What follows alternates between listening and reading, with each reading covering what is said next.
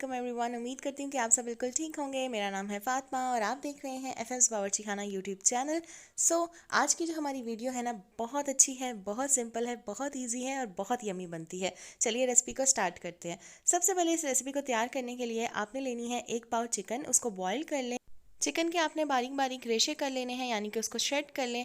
फिर आपने लेनी है 1 कप के बराबर बंद गोभी। इसको आपने ग्रेट कर लेना है, यानी कि कद्दूकश की हुई आपने यूज़ करनी है। 1 अदद बारीक कटी हुई शिमला मिर्च और 1 अदद गाजर, इसको भी आपने ग्रेट करके शामिल करना है। सारी सब्जियों को चिकन के साथ आपने मिक्स कर लेना है।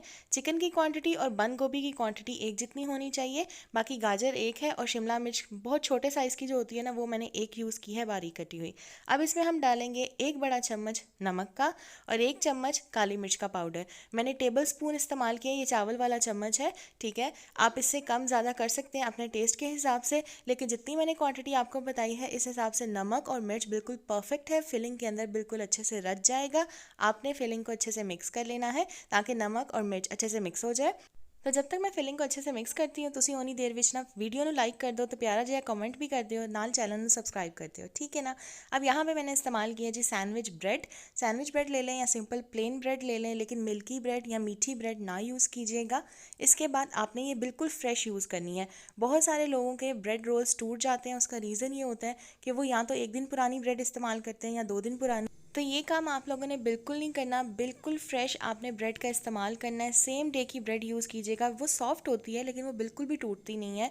कैसे नहीं टूटेगी मैं आपको बताती हूँ। सबसे पहले आपने ब्रेड के जो एजेस हैं, किनारे, उसको रिमूव कर लेना है।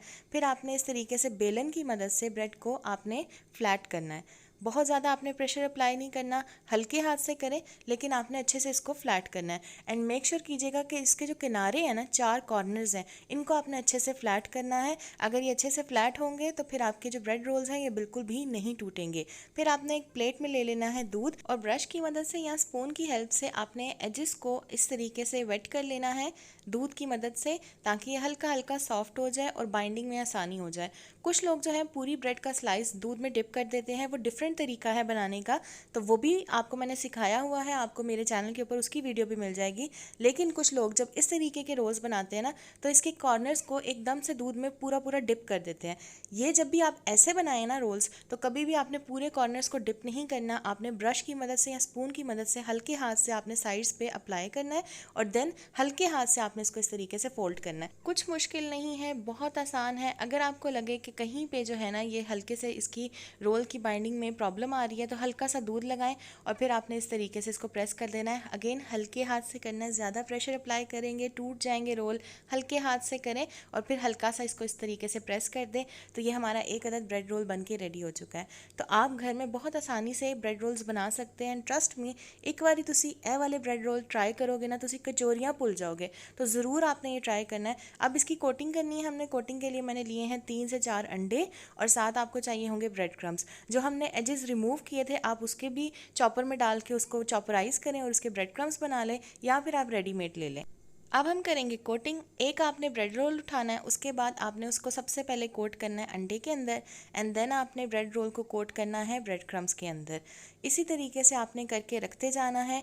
आप इन ब्रेड रोल्स को बना के फ्रीज़र के अंदर स्टोर भी कर सकते हैं। 1 माह तक आप इसको स्टोर करके रख सकते हैं जिप लॉक बैग के अंदर या एयर टाइट बॉक्स के अंदर।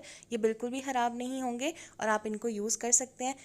जब भी आपने बनाना हो फ्रीज़र से निकालें, इनको फ्राई करें और इनको सर्व करें।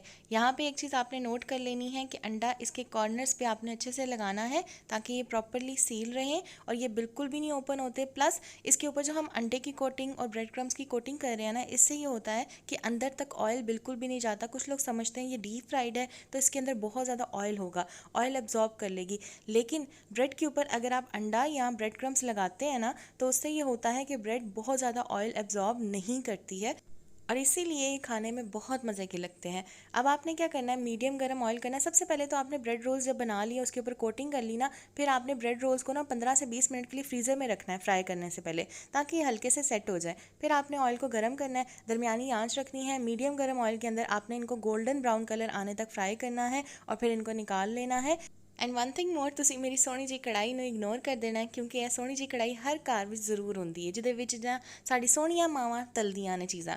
तो सबसे पहले तो अब आपने फ्राई करने के बाद निकाल लेने हैं ब्रेड रोल्स, और उसके बाद मैं आपको एक तोड़ के दिखा रही हूँ। इसको केचप के साथ सर्व करें, ग्रीन चटनी के साथ सर्व करें, बहुत मज़े के, बहुत यम बनते हैं।